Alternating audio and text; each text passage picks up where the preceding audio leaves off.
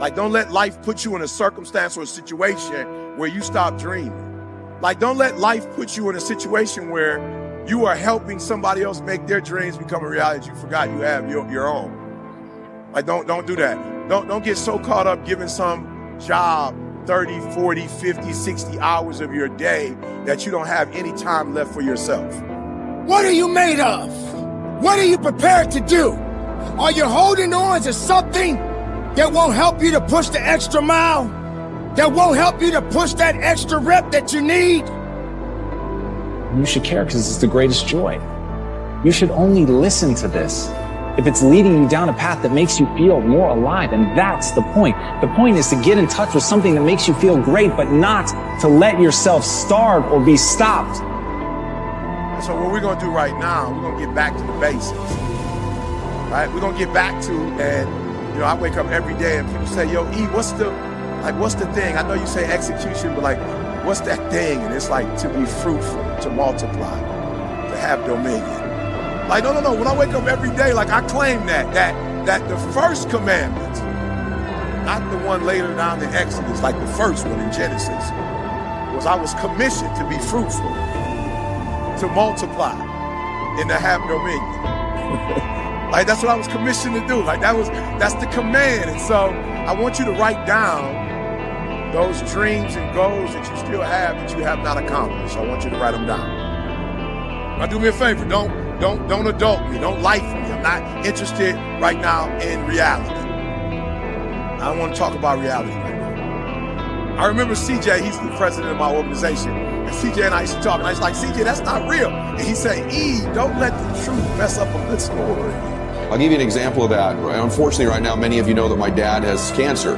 He has a type of cancer called liposarcoma. 3 years ago, I had no idea what that word even meant. I had never heard that word uttered in my life, liposarcoma.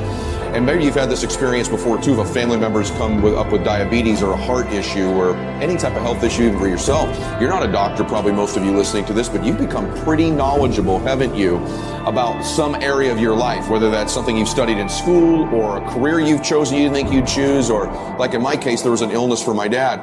I consider myself pretty damn close to an expert on that topic now. I've read so many books, I've studied, I've Googled, I've read research, I've read about the different chemos, alternative treatments, I've read about eating green. I mean, you name it, right? Like, I've gone crazy on that topic. And again, I'm not an oncologist, but I went from knowing absolutely nothing to 3 years later having an immense amount of knowledge. It's probably one of the 10 things I know most about in my life right now. And so that's because I got obsessed with it. Don't do that. We're not doing that right now.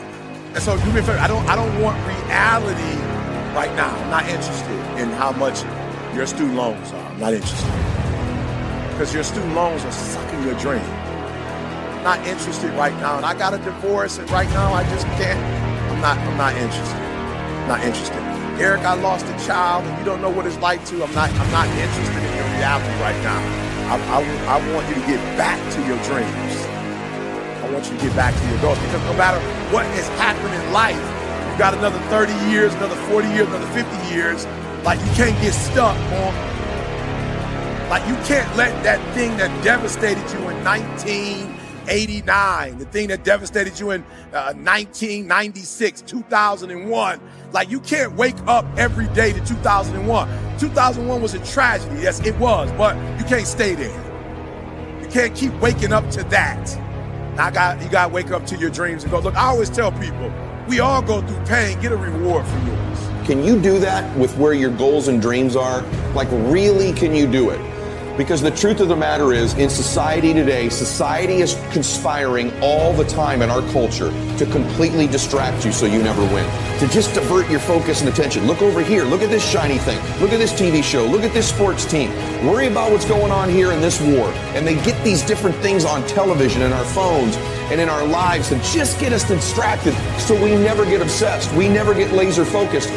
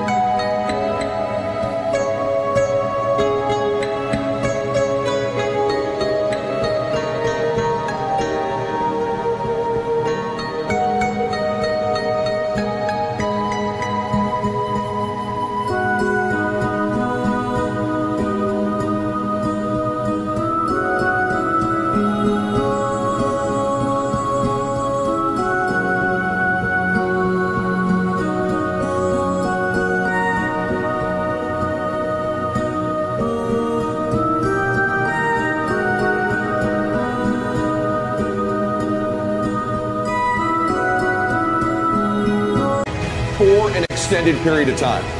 Will you finish what you start? Are you strong enough? Are you willing enough?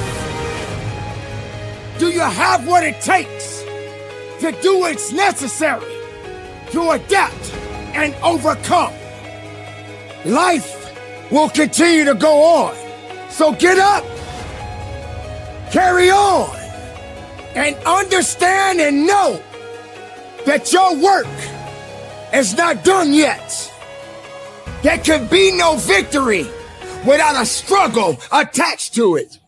You don't deserve a victory without a failure. In this place, there is no easy. You can't be the best makeup of yourself being easy. It is time for you to show up. It is time for you to show out. By a fear that you'll fail, by a fear that it can't be done. Have fun. Have the guts to enjoy yourself. Have the guts to go out and attempt something audacious and terrifying, knowing that all along, if you're doing it right, you're gonna have a good time. So all of this, going balls out, trying to prove something to yourself, trying to do something amazing, never lose sight that it's to build a better life. Never lose sight of the fact that you're doing it to create the person that you want to be. Never lose sight of the fact that it should be fun. And learn from the failures and move forward with a purpose. For purpose is within you. And only failure is there to teach you.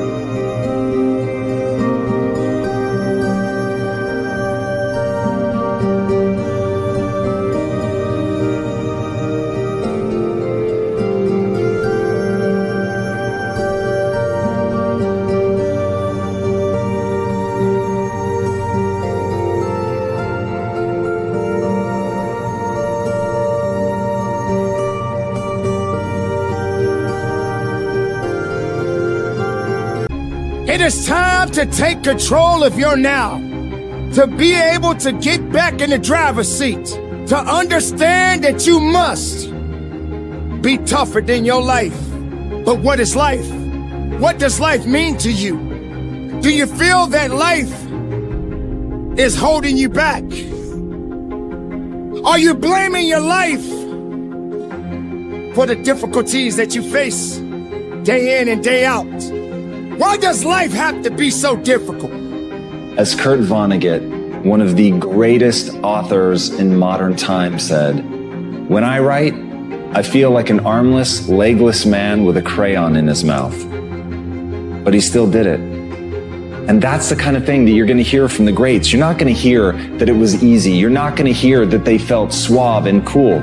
Even the greatest of all time have that awkwardness and that clumsiness. They're never quite as good as they want to be. But what I want you to understand is, even though Kurt Vonnegut said those words, he wrote tons of books. that changed people's lives, that changed the landscape of literature, because despite the fact that he felt awkward and clumsy, he kept doing it and forcing himself to move forward, to take one step after another, even when the process was not exactly rewarding. He believed in something. He knew that what he was trying to do would ultimately get better. He knew that if he wanted to accomplish something great, that he had to push through the awkwardness. And that is the very trick to getting great. Why must we struggle so much? What good is life if every day there's so much pain? Life is not responsible for how you take care of your own mindset. You must be in control of everything that you do going forward in your life. You must have the possession of understanding that life is good. Doesn't matter what day it is. If you're alive, life is good. If you're struggling, life is good. If you're having a bad day, it's a day to make a difference.